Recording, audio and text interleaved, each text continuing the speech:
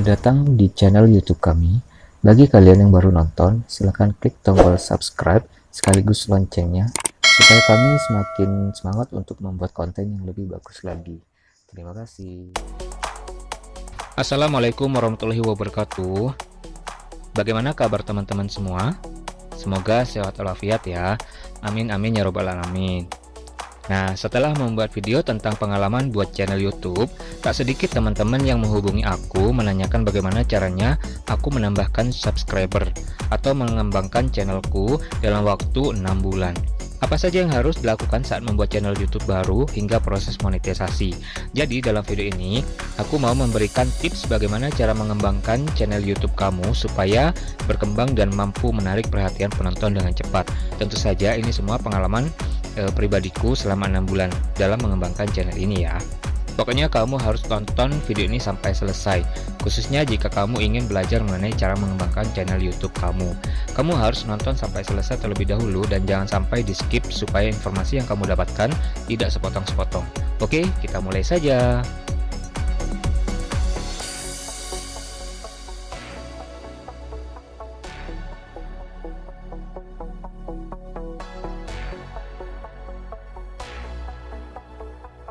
Untuk yang pertama yaitu buat konten yang unik. Nah, seperti yang sudah kita ketahui bahwa YouTube ini menuntut kita untuk membuat video kreatif. Itu artinya untuk menarik penonton kita harus membuat beberapa tema konten sekreatif mungkin dan menunjukkan ciri khas kita, namun perlu diingat masih dalam ranah kesopanan dan kesantunan. Terbukti bahwa jika ada konten yang mengandung kekerasan atau mengandung hal-hal negatif sekaligus vulgar, pasti pihak YouTube akan langsung memblokir atau memberikan peringatan kepada kreatornya atau pembuatnya. Jadi, sudah jelas bahwa YouTube ini menuntut kita sebagai konten kreator untuk lebih kreatif dalam membuat video yang akan ditayangkan ke channel kita. Maka dari itu, kekreatifan yang dimaksud bukan hanya berfokus kepada satu tema saja dalam satu channel. Setiap channel memang menuntut kita untuk fokus pada sebuah ciri khas dari channel kita. Misal, kita buat channel khusus untuk masakan, tapi bukan berarti kita harus fokus dalam satu hal saja loh. Oke. Mungkin ada beberapa orang yang memang memilih fokus pada satu hal atau tema. Aku juga setuju masalah ini. Tapi, jika memilih satu tema, pembuat video syaratnya harus benar-benar kreatif, mengemas sebuah video sehingga penonton tidak bosan setiap menonton video terbaru alias tetap menunggu konten-konten kreatif lainnya. Tapi, ini pendapatku loh ya. Sekali lagi, menurut pandanganku, kalau kita membuat konten dengan beberapa tema berbeda dalam satu channel, dan selama kita mampu membuat beberapa tema sekaligus, konsisten, untuk mengembangkan video sesuai dengan tema-tema tersebut, mengapa tidak? Malah, akan menambah channel kita lebih beragam lagi isinya. Tema-tema berbeda yang aku maksud, kita harus punya tema video wajib dan tema pilihan. Misalnya begini, channel kita dikhususkan untuk masakan. Itu tema wajibnya. Dan untuk tema pilihan, kita selingi dengan review barang-barang seputar memasak, tips memilih belanjaan, dan lain-lain, yang intinya masih dapat dikaitkan dengan masakan. Dan tema-tema video yang kita buat tadi dikumpulkan dalam beberapa playlist berbeda. Oke, poin kedua adalah membuat playlist. Mungkin banyak yang tidak tahu atau kurang paham tentang playlist. Dengan membuat playlist, maka banyak sekali manfaatnya. Di antaranya, selain memilah-milah video sesuai tema, playlist juga mampu menarik perhatian penonton ketika sedang membutuhkan sebuah informasi. Misalnya begini, jika kamu membuat video yang temanya berbeda dalam satu channel, contoh saja video pembelajaran dan video wisata, maka jika kamu mengunggahnya ke dalam YouTube-mu, kamu harus memasukkan video tersebut ke dalam beberapa playlist. Kamu wajib membuat dua playlist, yaitu playlist pembelajaran dan playlist wisata, sehingga jika ada penonton melihat salah satu video yang kamu pilih dalam satu playlist yang sudah kamu buat tentu saja dan merasa penasaran dengan informasi lainnya, maka penonton tersebut tidak usah susah-susah masuk ke channelmu dan mencari video lainnya. Mereka tinggal klik saja playlist tersebut untuk menonton video-video koleksimu. Tentu saja tergantung yang mereka butuhkan.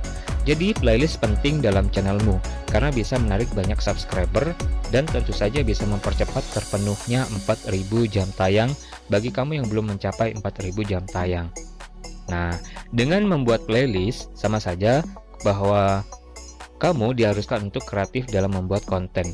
Hal ini ada kaitannya dengan poin pertama yang sudah aku jelaskan tadi. Jadi, yuk hiasi channel kita dengan beberapa playlist. Bagian ini adalah yang ketiga, yaitu buat kata kunci yang pas.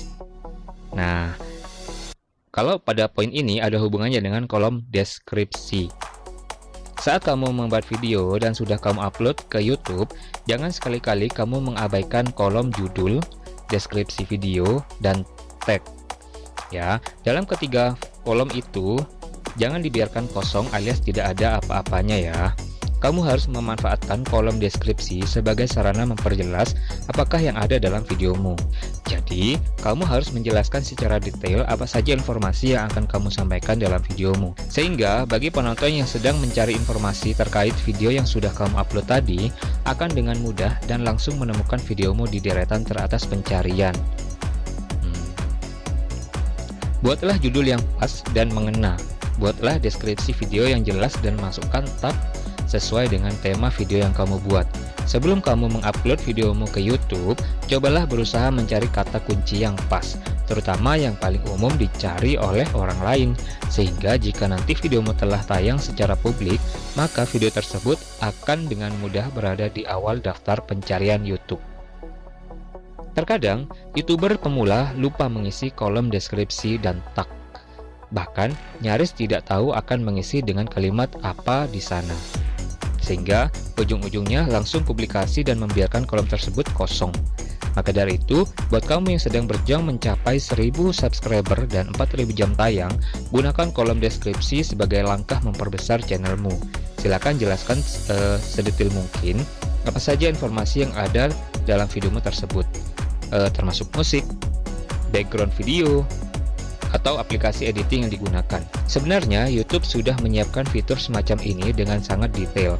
Tinggal kita mau memanfaatkannya dengan baik atau tidak. Baik, kita lanjut ke poin keempat, yaitu share videomu.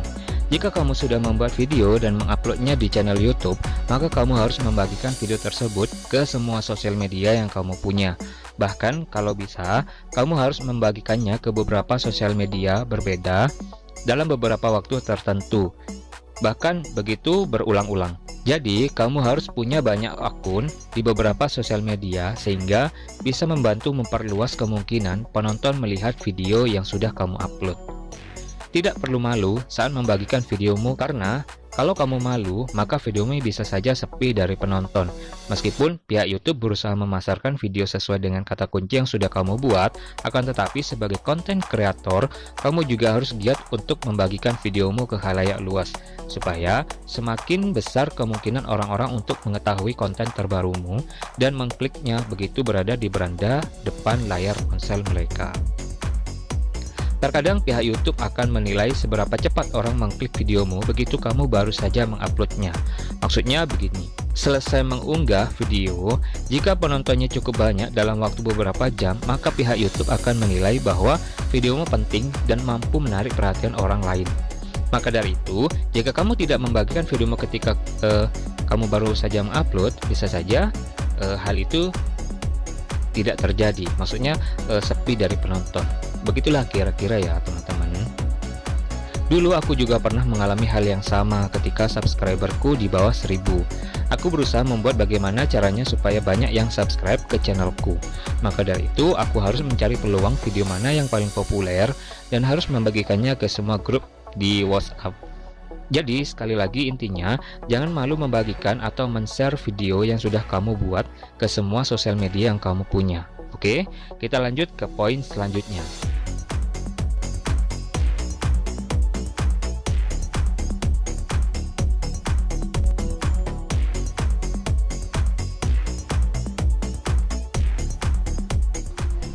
Poin yang kelima, yaitu kamu harus memanfaatkan fitur layar akhir. Apa layar akhir itu? Layar akhir adalah tampilan yang muncul di bagian akhir video untuk merekomendasikan video lainnya atau playlist lainnya. Nah, kamu harus bisa menggunakan fitur ini dengan sebaik mungkin supaya lebih banyak penonton yang berlanjut untuk menonton video lainnya yang sudah kamu buat tentu saja. Sesuai dengan namanya, kamu harus bisa memilah video mana yang akan kamu rekomendasikan kepada penonton setelah melihat video terbaru. Untuk bagaimana cara kamu memasukkan layar akhir, kamu harus buka YouTube Studio dan atur sedemikian rupa video apa saja yang kamu siapkan sehingga penonton mudah menemukan video lainnya. Cara ini memang tidak bisa menjamin kamu akan menambahkan subscriber, akan tetapi banyak YouTuber yang menggunakan cara ini untuk mempromosikan video-video lainnya. Kamu bisa melihat contohnya di akhir video ini ya.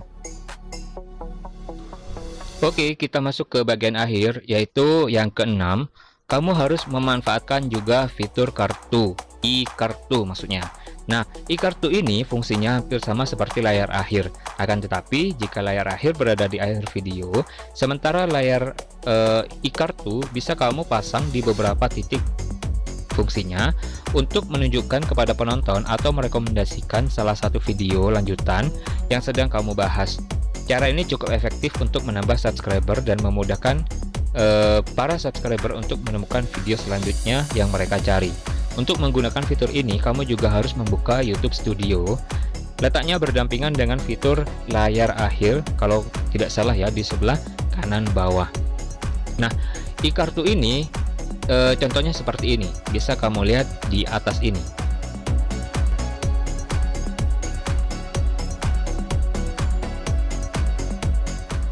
Oke, gitu aja ya untuk video tips mengembangkan channel YouTube ini. Semoga kamu bisa belajar dari apa yang sudah aku jelaskan tadi, dan semoga channelmu, terutama yang belum mencapai 1000 subscriber dan 4000 jam tayang, bisa cepat-cepat memenuhi syarat tersebut dan dimonetisasi. Amin. Oke, gitu aja untuk video ini. Jika kamu menganggap video ini bermanfaat, silahkan klik like, subscribe, comment, and share. Silahkan bagikan ke semua sosial media yang kamu punya. Dan tonton video lainnya juga ya. Terima kasih.